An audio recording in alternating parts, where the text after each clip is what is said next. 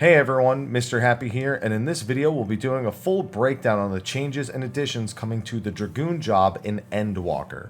This information is fresh out of the latest media tour, which I had the privilege of attending, but bear in mind everything in this video is still subject to change before Endwalker's release. I won't be focusing too much on potencies here unless it's absolutely necessary, because they're still subject to change and we don't really fully understand the changes to the calculations in the back end.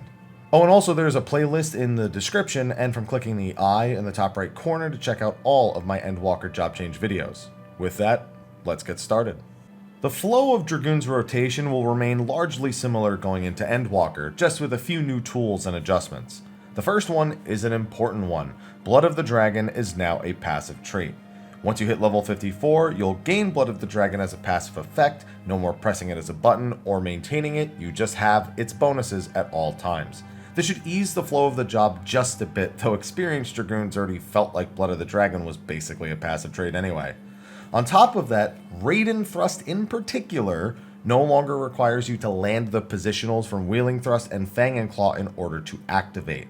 As long as you finish a full combo, you will gain access to Raiden Thrust, but Wheeling Thrust and Fang and Claw do still have positionals on them for potency.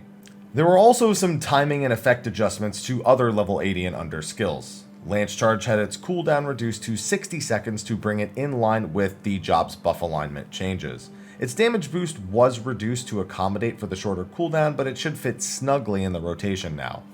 Battle Litany was also brought down to 2 minutes while keeping the same effect, which should be again nicer for buff alignment.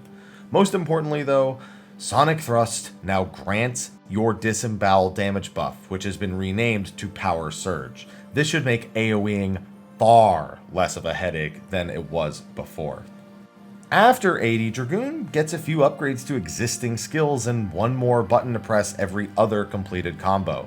At level 82, Korthan Torment will now activate a new buff, Draconian Fire. This transforms Doom Spike into Draconian Fury for its next use. This deals more damage and also interacts with their level 90 skill, which we'll talk about in a bit. Helps bring even more rotation consistency to their AoE. At level 84, Dragoon gets a second charge for their Spine Shatter dive. Now Dragoons are mostly used to using Elusive Jump to get around the arena so that they can use Spine Shatter dive for damage, but having a spare charge when you really need it might come in handy if you don't just dump these during a burst window.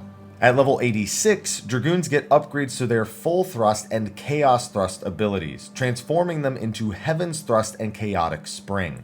This simply increases their potency and gives them new animations, but their function is otherwise identical. At level 88, Life Surge is upgraded to have 2 charges instead of 1. This is actually interesting because traditionally you only use Life Surge on Full Thrust, which is now Heaven's Thrust. I wonder if Dragoons are going to seek to use it on another global cooldown inside of burst windows to fit both of them. The next highest potency hits are Fang and Claw and Wheeling Thrust, depending on which one is actually last in the combo.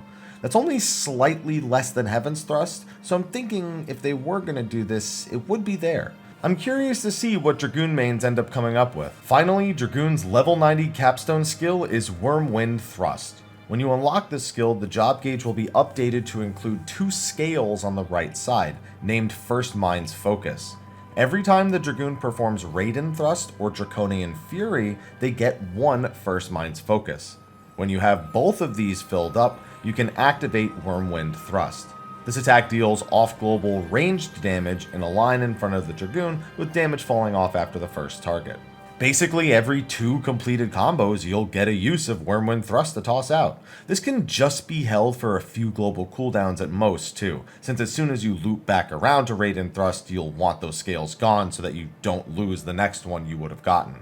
Worth mentioning that this attack also has a range similar to Jirskogul and Nastron, so it can be used strategically during downtime as well. The big thing is that your new tools all pretty much lay on top of your old tools, so I'd imagine that for the most part, similar buff timings and rotations should all work.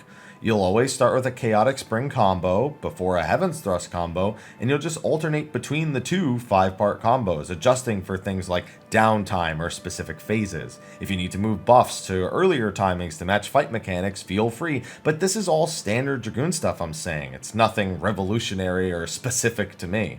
Life of the Dragon timing should also work better now, since Lance Charge being 60 seconds should help with alignment significantly. All in all, I expect experienced Dragoons will find their experience very familiar. I think that's fine. Dragoons have taken on this kind of combo king identity, and I kind of think it's cool. 5-part combos, combo transformations, and steady pacing all layered on top of managing off global cooldowns and buff windows and some bonus attacks as well.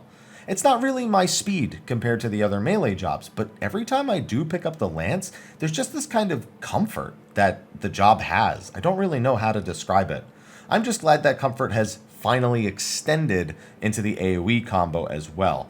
That was so long overdue, but I'm glad they finally have it now, so Dragoon should feel better going into Endwalker. And with that, that's going to be a wrap for my video on the Dragoon job changes coming in Endwalker. Be sure to like, favorite, subscribe, and share, and check out all of my other Endwalker job change videos. With that, I'll see you in the next one, and until then, take care.